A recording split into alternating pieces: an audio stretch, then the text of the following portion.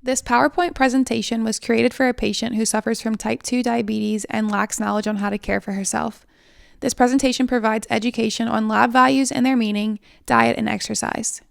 Although your provider will specify the specific times to check your blood sugar, the most common times to check your blood sugar are when you first wake up, before eating or drinking anything, before meals, 2 hours after meals, and at bedtime.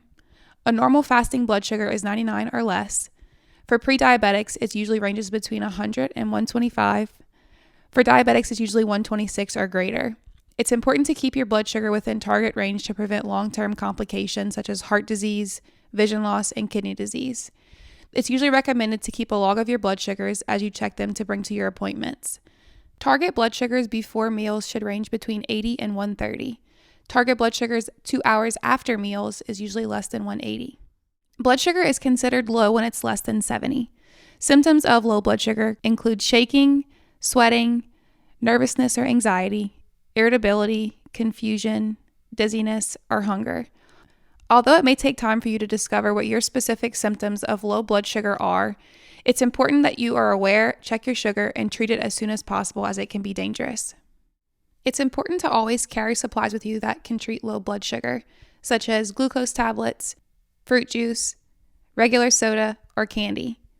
Wait 15 minutes after consuming one of the following and recheck your blood sugar. If this becomes a recurrent issue, please notify your provider as your treatment plan needs to be adjusted. Blood sugar is considered high when it is 180 or higher 2 hours after meals. Although diet can cause your blood sugar to be high, illness and stress can also cause a rise in blood sugar. Symptoms of high blood sugar include feeling tired, increasing thirst, blurry vision, and increased need to pee. If you are sick and get a reading of 240 or higher, use an over-the-counter ketone test to test your urine for ketones. If the test is positive for ketones, notify your provider as soon as possible, as it may be an early sign of diabetic ketoacidosis. Ways to treat high blood sugar include being physically active, taking medications as prescribed, following a diabetic diet, and checking your blood sugar as directed by your physician. It is important to not exercise if ketones are present in your urine. Notify your provider right away. Diet is important in managing your blood sugar. The sugar in your blood comes from the carbohydrates that you consume. The more carbs you eat, the higher your blood sugar will be. Foods that are high in carbs include sugary foods such as candies, cookies, and ice cream, drinks with added sugar such as soda and sports drinks, white rice, pasta or bread, and starchy vegetables such as white potatoes, corn, and peas. Although these foods should not be consumed often, they can be consumed in moderation. It does not matter what cuisine you choose to follow, as all meal plans should include fruits, vegetables, lean meats, plant-based proteins, less added sugar, and less processed foods. It is recommended to not grocery shop while you're hungry to avoid the temptation of easy, unhealthy foods. There are dietitians available at the local wellness center that can help with meal planning. The diabetes plate method is recommended for easy meal planning without counting, calculating, or measuring. To utilize the diabetes plate method, you start with a 9-inch plate, fill half of the plate with non-starchy vegetables such as broccoli, cauliflower, or carrots. Fill a quarter of the plate with protein such as chicken, salmon, beans, or tofu. Fill the remaining 1/4 of the plate with carbohydrates such as brown rice, whole grain pasta, or sweet potatoes, and enjoy with a glass of water or a 0-calorie drink such as unsweet tea or diet soda. Here's an example of a 7-day meal plan following the diabetic diet. The meals do not have to be complex.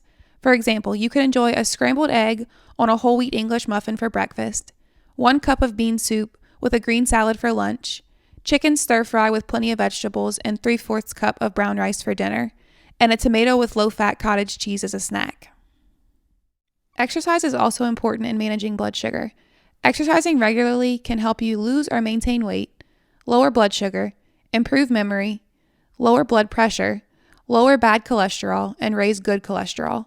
The goal is 150 minutes of moderate intensity exercise per week, including brisk walking or riding a bike. That only means being physically active for 30 minutes per day each week. While it may take time to see results in your weight after starting to exercise, your blood sugar after exercise will likely be lower than when you started.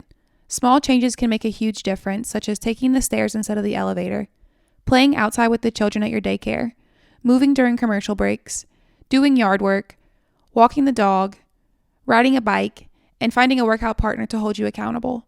Keeping a log of your weight, blood sugar and blood pressure may help you recognize your results. Always check with your provider before starting a new, more difficult activity. The lab work that your provider will monitor closest is your hemoglobin A1C results. It will typically be checked twice per year. It indicates how well or poorly controlled your blood sugar has been over the last 3 months. Hemoglobin A1C measures the percentage of your red blood cells that have sugar attached to their hemoglobin. The higher the sugar in your bloodstream, the more sugar attached to your hemoglobin. The result is reflected over a 3-month period. A normal hemoglobin A1C is less than 5.7. An A1C between 5.7 and 6.4 is considered prediabetes. An A1C of 6.5 or higher is considered diabetes. Diabetics are typically aiming for an A1C less than 7, as an A1C higher than that is linked to more complications.